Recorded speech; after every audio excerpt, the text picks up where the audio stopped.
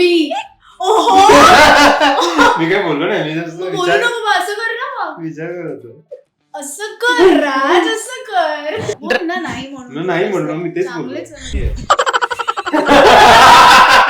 Please please. Hello नमस्कार friends, मी मज्जाची Neelam.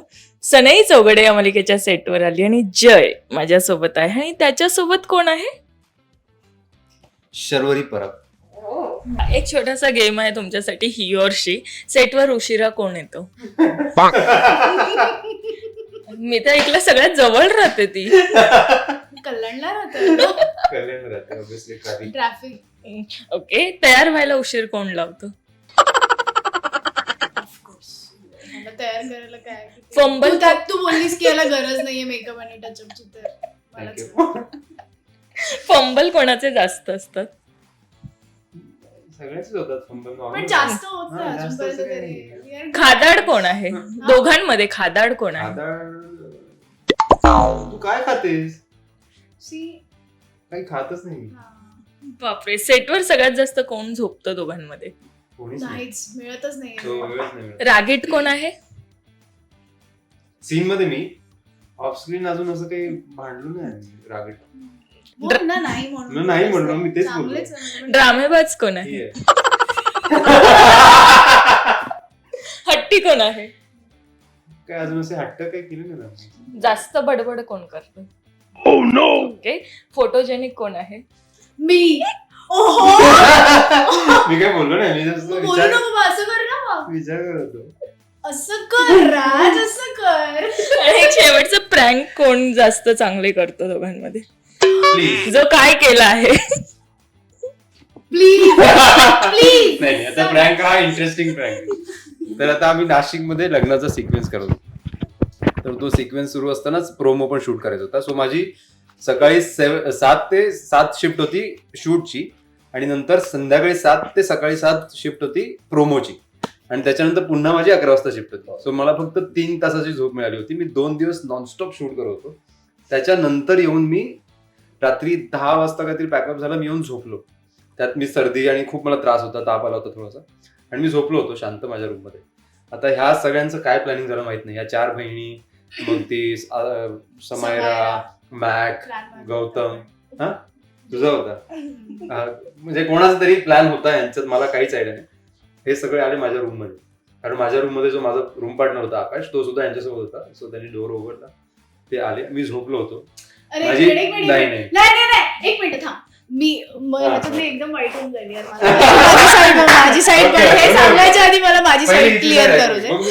C, आता शूटला बरेच दिवस झाले होते, मान्य आहे की हा त्याला झोप नव्हती मिळाली वगैरे, पण माझं असं एक छोटंसं होतं की यार काहीतरी मेमरी पाहिजे ना. नाशिक इतकं आपण आउटडोर शूट करतोय, तर फक्त त्या मेमरीसाठी म्हणून मी सगळ्यांना असं बोलले की चल आपण जाऊया आणि राजला फक्त गुड नाईट बोलू आणि येऊ. असं सिम्पल आणि खूप असा चांगला प्लॅन होता माझा. ठीक आहे, आता गुड नाईट बोलायला आलेत, तो ऑलरेडी झोपलाय. ठीक आहे, त्याला उठवून गुड नाईट बोलायचं. माझे डोळे फक्त एवढे उघडले आणि मी फक्त असं दोघा तिघांना असं बघितलं आणि मी बोललो आणि मी झोपलो. आता मी झोपल्यानंतर मी सकाळी उठलो आणि मी विसरलो होतो. सो ब्रेकफास्टला मी खाली गेलो, मी ब्रेकफास्ट केला आणि तेव्हा मला गौतमने विचारलं, अरे तू चिडलास का रात्री? सो माझ्या डोक्यात आयडिया आली, अरे हा म्हणजे ह्यांना वाटतं मी चिडलोय.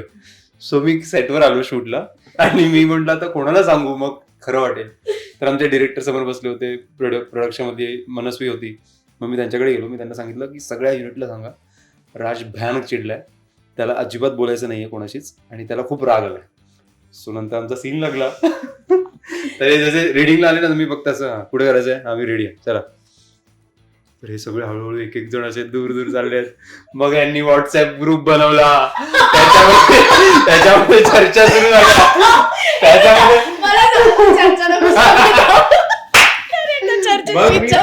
मी सगळ्यांना सांगितलं की सगळ्या डिरेक्टर, असोसिएट, सगळ्यांना पसरवलं की हा खूप चिडला असं सांगा.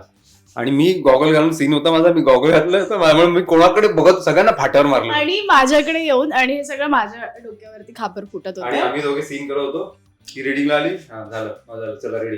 हा बघतच मी हिच्याकडे बघितलं. तो वाला सीन आहे ना ज्याच्यात स्विमिंग पूल मध्ये तो पकडतो आणि ज्यात मला बघायचं डोळ्यात डोळे, हा इकडे बघतो आणि माझ्या गॉगल माझ्याकडे बघतच नाहीये.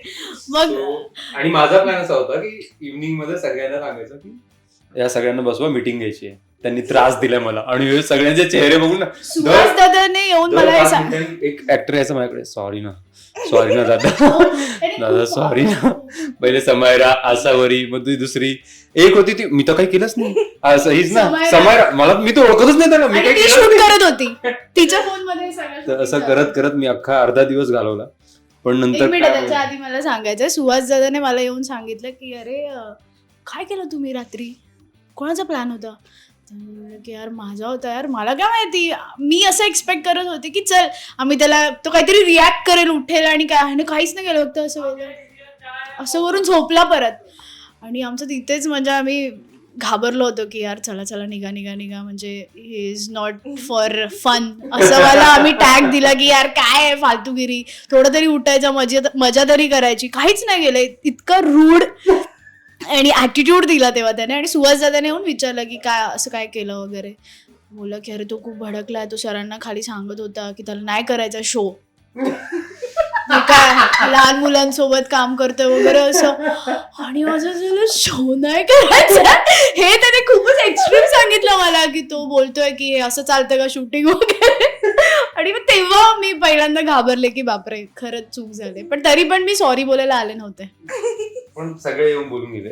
आणि नंतर मग सरांनीच सांगितलं मे बी की सर काहीतरी फसले या सगळ्यांसमोर. माझी इच्छा होती की सरांनी संध्याकाळी सगळ्यांना बसवावं, मी ते रेकॉर्ड करणार होतो, पण तसं काही झालं नाही. सर आले आणि मला असे फुल रागात बघत होते की काय माहित नाही ते किती टाइम तो शूट करत होता वगैरे, एक्सपेक्टेड नव्हतं हे तुझ्याकडून वगैरे असं बोलले. आणि मग काय नंतर ते फसले पुढे नाही सांगते, ते बोलले की आता त्याच्यासाठी काहीतरी हे करा, केक वगैरे आणा. हे काय केक वगैरे आणा, मी बोलले मी नाही करणार हे सगळं, एवढं काय सर, मला मेमरी क्रिएट करायची होती. सो मी त्यांना मेमरी क्रिएट करायला हेल्प केली.